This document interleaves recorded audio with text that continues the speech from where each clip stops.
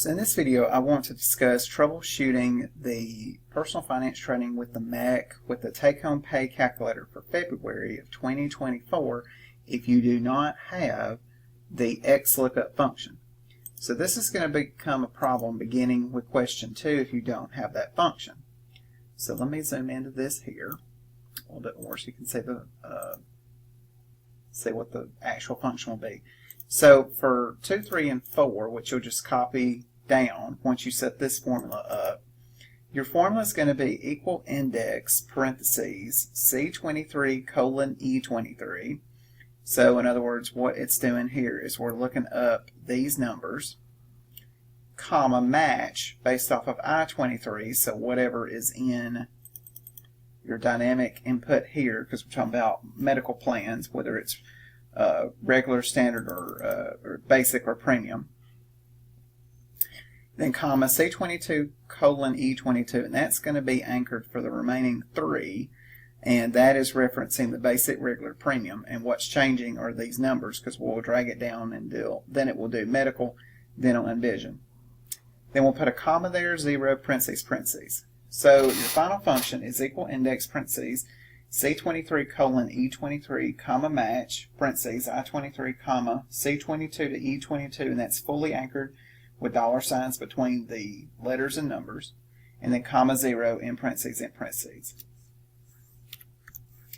Then we'll take this formula and bottom right, drag this down twice so you can see that's the function for the second one and see what variables have changed there. And then here's the function for the third one.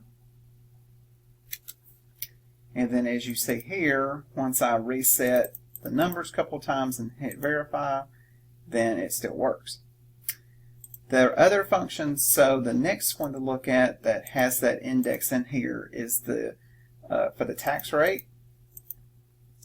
So here is the function for the tax rate, equal index parentheses E30 colon E37, comma match, parentheses H49, comma B30 colon B37, comma 1 in parentheses and parentheses.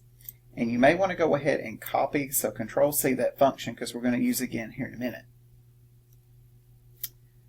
The next thing here, which I've done some other referencing, so if you want to follow along what I do here, the formula is going to be frowny face H49 minus C57 parentheses star H52 plus C56. And what do I have below here? Well, it's a little bit more complicated to calculate federal income tax. So I've got here in cell B56 federal withholding and cell B57 the exceed.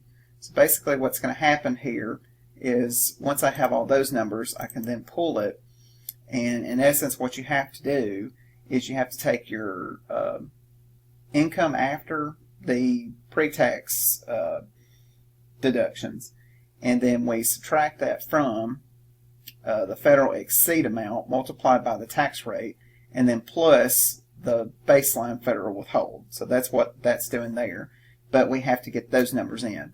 So how to get the 9896, there's your function, equal index parentheses D30 colon D37 comma match parentheses H49 comma B30 colon B37 comma 1 in those parentheses. And then for the federal exceeding, it's equal index F30 colon F37 comma match parentheses H49 comma B30 colon B37 comma 1 in parentheses and parentheses. And the reason for this is how the tax withholding table works, is I have to look up this number first and I have to make sure that it's a less than that number, otherwise it goes to the next row. And previously we had found the percentages, but what we now need is the what we have to withhold, basically the difference in your income and the amount it exceeds by is multiplied by that percentage we found earlier, and then we also have to withhold this baseline amount.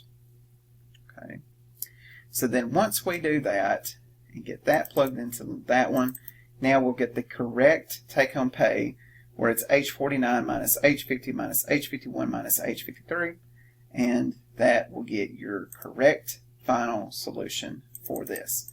So again, you'll need to do this method since some computers still don't have the Xlookup function.